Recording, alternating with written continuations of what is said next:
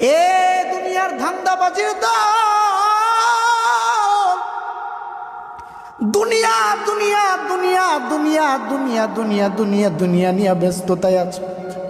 একবার যদি বালিশের সাথে মাথাটা লাগায় চিন্তা করো, তোমার আমার চাইতে কত বড় বড় দুনিয়াদার চলে গেছে, কত বড় বড় দুনিয়াদারই না এই দুনিয়াতে ছিল, কেউ থাকতে পারে নাই।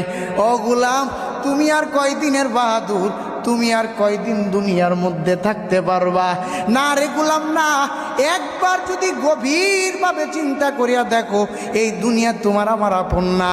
ফেরাউন এত রাজত্ব, নমরুদ এত রাজত্ব, আবু জাহাল এত রাজত্ব পাইয়াও দুনিয়ার মধ্যে থাকতে পারে নাই। তুমি আমি বাহাদুর, এই দুনিয়ার মধ্যে থাকতে পারবো না।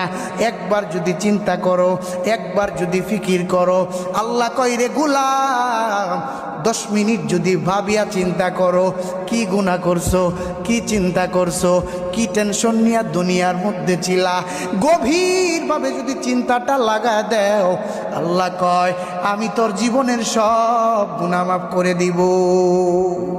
আল্লাহ জীবনের সব গুনাহ কি করবেন? মাফ করে দিবেন।